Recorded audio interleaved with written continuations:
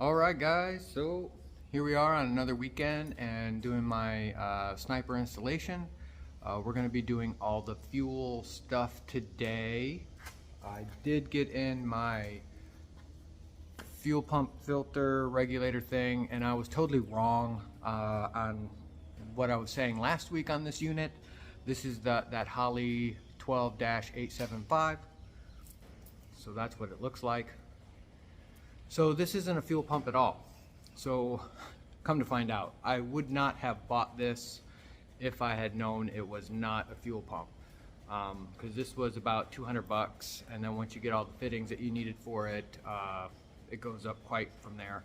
So basically what it does is it just is a filter and just a regulator so you can have a shorter return line. I was hoping that this was everything involved, like fuel pump, all that stuff. When you look at the Holley Sniper installation video, they show this as being quick return or shorter return, but in their picture when they are installing it, all you see is just this and another pump or another like filter on this side. So unfortunately, I assumed that it was the pump also involved, but going more deep into the discussion on it, they actually had a in-tank fuel pump that was supplying to this, which went out to here to another filter that went to the Sniper, and then this was a return. So I didn't really save much space with this. Because I still have to install the fuel pump still. So what we're gonna do is, I mean, it's a little better looking, but it is what it is, right? So I'm going to be taking out the old fuel pump that I have in there, which is the old Carter unit that only does about 7 psi. So this is a little recap, and then I found a piece of steel, pretty thick. It was in the other shed that I have, and I'm going to make a plate to mount all these things on, and then I'm going to get that painted, and then I'm going to get that all mounted up in there. So what I'm using the Sniper for is just for fuel. Like, I'm not using any of the timing control options on it. I'm not even going to have it control my fuel pump, because I've already got all the wiring back there with 40 amp relay. It's already fused in my fuse box for fuel pump, so I am just going to use it just for fuel delivery and the tuning with the O2 sensor and the tachometer signal. So bare bones, that's all I'm using it for right now. So let's get into taking off the old fuel pump. We'll start mounting up or making the bracket for it, figure out a placement for that, and then we will go from there. So let's get into this.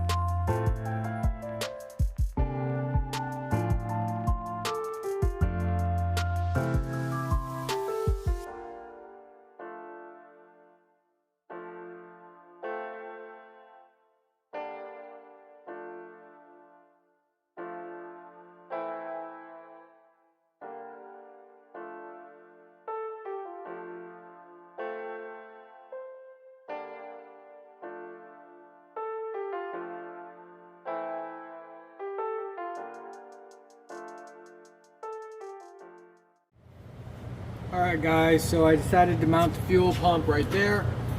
It's right next to my relay. So I can just run the wiring down real close to the relay. And that's about where my inlet was before. It was right there. And then I'm going to change up the, it's got to come out. That's got to go out and then to the big regulator fuel pump thing, and then it returns up. So I'm going to go there instead of trying to reinvent the wheel. I'm overthinking this, and I shouldn't have to. So mounted right there on the frame rail, nice and tight, and then the inlet and then outlet to the other filter regulator thing.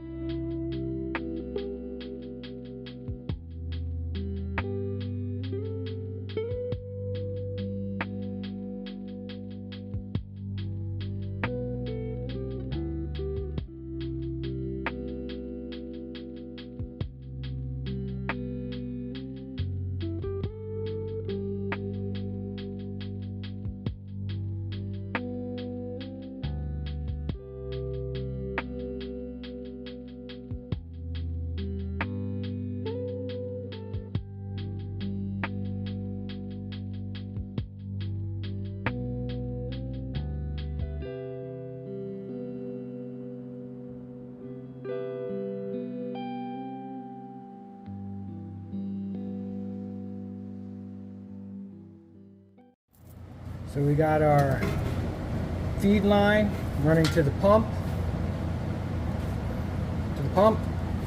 and then I have my return line, which I have not mounted the other unit, so I got to get into that. I think I'm going to mount it up here. That way it's in line with everything. And yeah, so let's get into that part. I am waiting for a couple brackets. I thought they would be here by now for that unit. So let's see what we can get done on that and then go from there. Okay guys, so what I want to do is, I'm thinking I want to put it probably pretty close to this guy. So right about there. I know there's nothing on the other side, so I do believe that's where I'm going to put it. So I'm going to drill a small pilot hole just to make sure everything is good on that side, which I do believe because I know where this all comes through. So it should be good right there. So we're going to put a hole there, and we're going to run the wires through.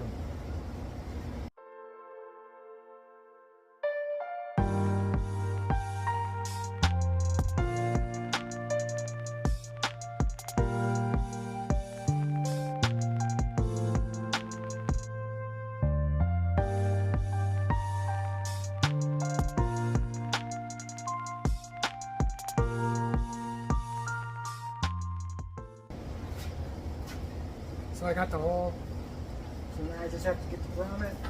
I gotta go look for it real quick. It's here somewhere. And I know I have to lengthen these wires. They do make a cable that you can plug into here and extend the cable all the way back to there. But it's like 60 bucks for that cable. I checked and everyone says, yes, you can extend the cable with no issues. Or you can buy the cable.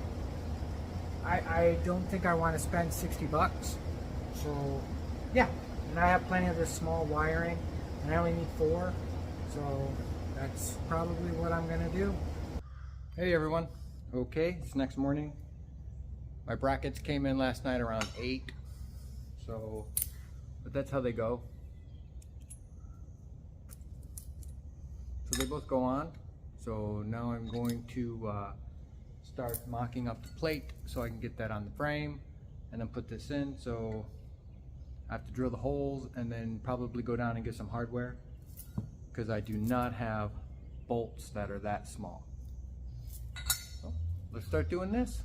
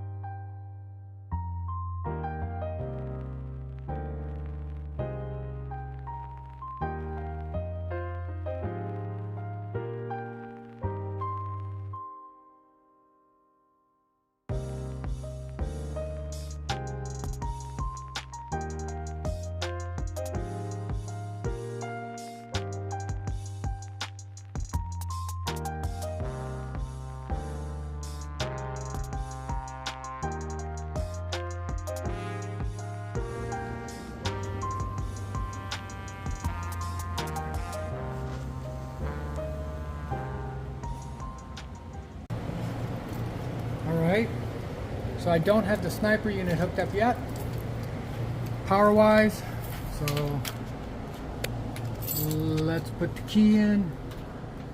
So I have a leak right there, so let me fix that. So that right there is leaking right off the bat, so let me see if I forgot to tighten that. Alright guys, so I've got the sniper unit all powered up. Here's a handheld. I'm going to unplug the fuel or pull the fuse for the fuel pump so it doesn't flood out the throttle body unit while I do the setup. So let's do this and see how she goes.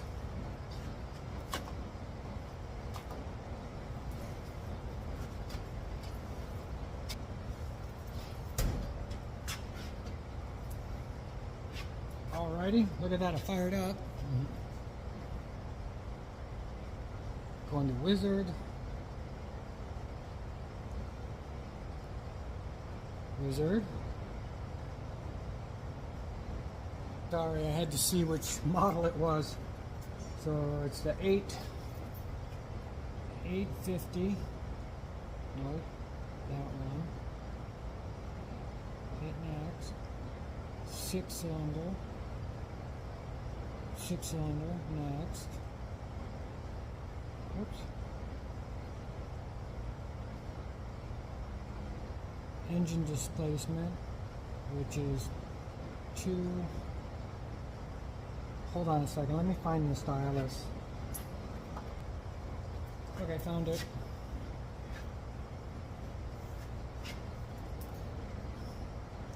So 262. Target idle speed.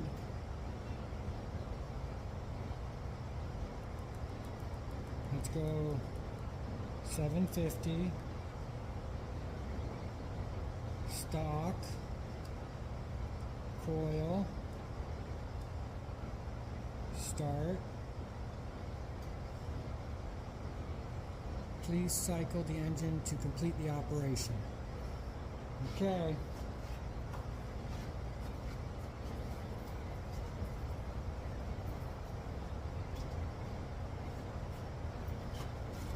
So we wait about 4 or 5 seconds.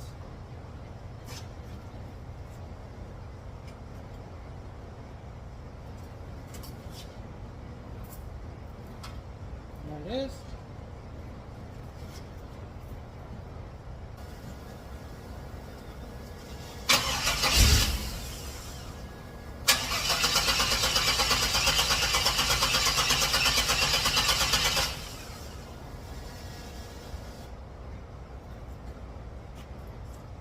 That was no bueno.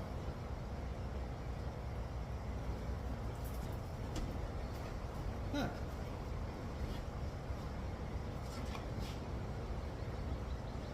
That's no good. Alright guys, so let me check the 12 volt ignition to see if it's got 12 volts while it's being cranked. Let me check that real quick and then we'll get back to you. I think that's the problem because the unit actually shuts off when I'm actually cranking it. So let me check that real quick and then I'll be right back. All right, so I checked my 12 volt accessory or key on, and when it's in the actual start position, like while it's trying to start, it doesn't have a full 12 volts. So I have to find an area up in there that actually does have 12 volts all the time when you turn the key. So let me get that straightened out, and then this should fire up. It wants to. We're getting close. All right, I think I got a good source now. So let's try it again.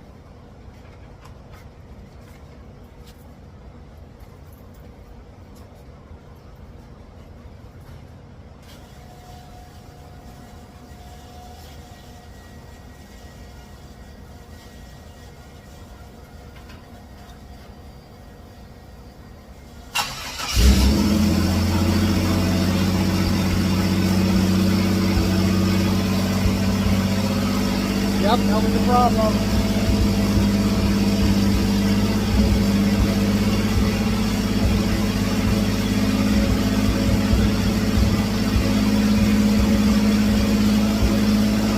RPMs are definitely high.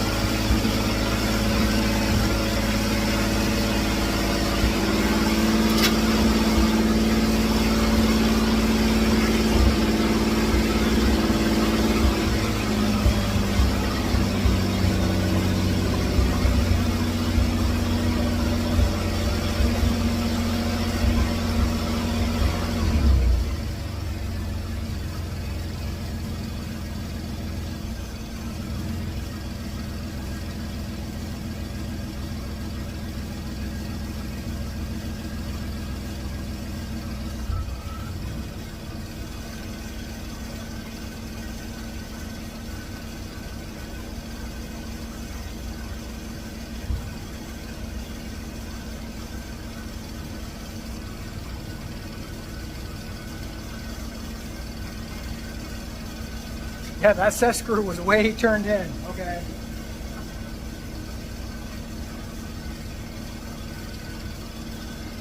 So here we go.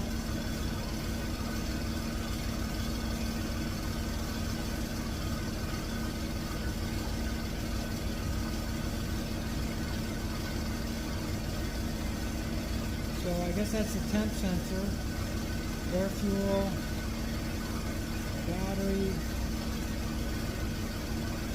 Closed loop.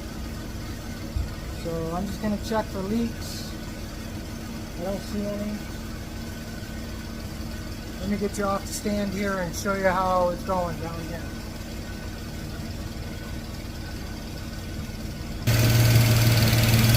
So there it is.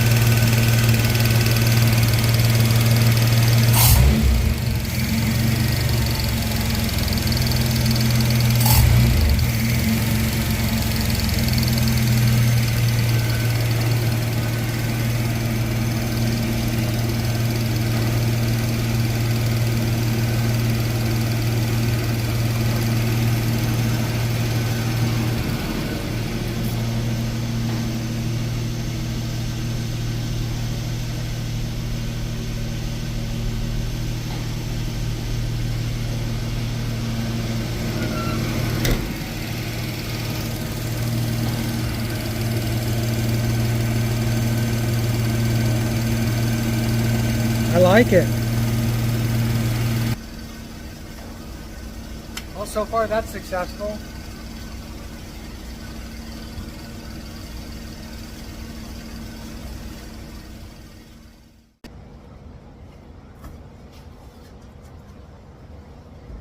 We're just giving it a couple minutes. All right, let's try to restart it.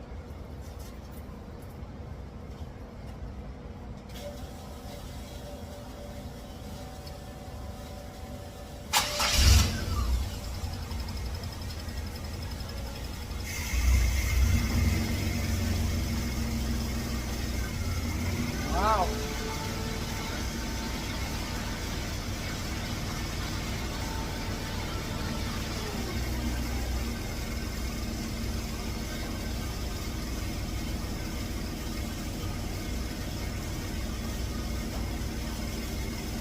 So whenever it's below 160, it's not in the learn position.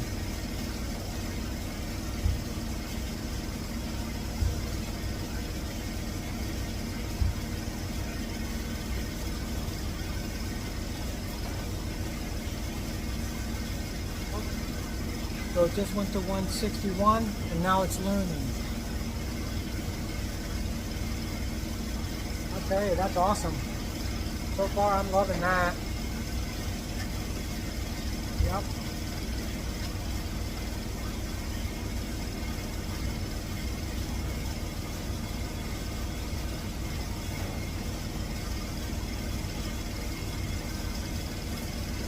Very cool. Pump's not loud at all.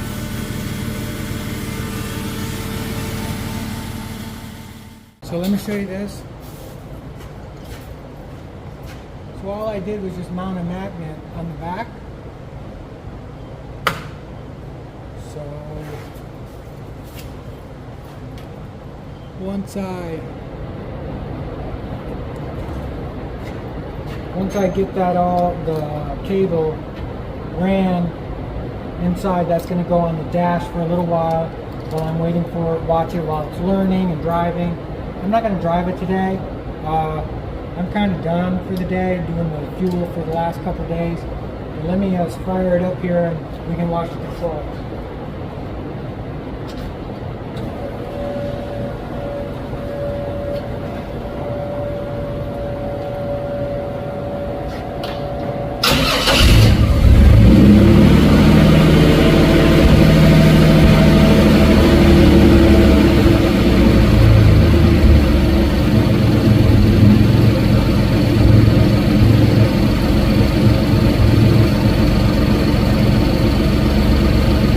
Not bad at all.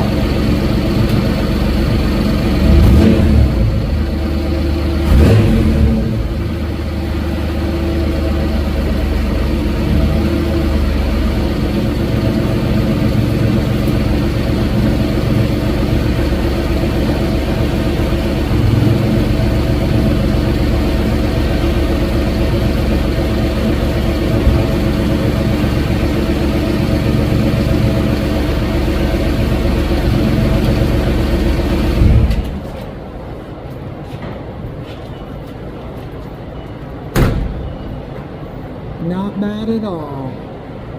Let's turn around and talk about this. One Sniper EFI unit installed. First time I've ever done anything like that. I think it went quite well. The only thing I had an issue with was that 12 volt accessory on start. It needed 12 volts while cranking. Once I found a spot on the fuse block that actually gave you 12 volts while cranking, it fired right off.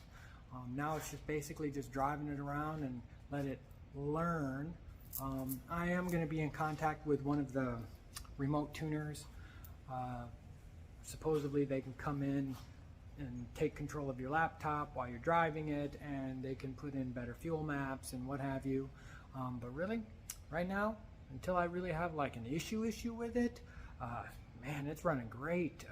Just sitting there idling. I mean, it's been idling for probably about 45 minutes to an hour overall. Started up multiple times. Yeah, the only thing that I didn't really care for on this whole install was the amount of time it took me to run the fuel components. Again, if I had known that fuel regulator filter was not a pump, I wouldn't have purchased that. I would have just ran the line all the way from the front to the back and just used the filters that came in the box. But I had already paid for it, came in. I'm not going to return it, so I put it in line. And yeah, my fuel return line is now probably 6-7 feet shorter than it would have been originally. But hey, it looks pretty cool underneath there, so why not? The fuel pump isn't as noisy as I thought it was going to be, but it does have the rubber insulated mounts up against the frame rail. And the other thing that you got to be careful with on these, and I'm not the only one, I found out that when you first start it up, the idle set screw is turned up high. So it was running like 2100 RPMs on the first startup. I backed that off real quick once I found my screwdriver, and then it just sits there and idles good. Startup's good. It doesn't even get like a full revolution, and it kicks right off. So that's going to wrap it up for this weekend. Thanks for tuning in. Hit like, share, subscribe, all that other fun stuff to tell you. And hey man, go out there and build something cool. I'll catch you on the next one. Bye.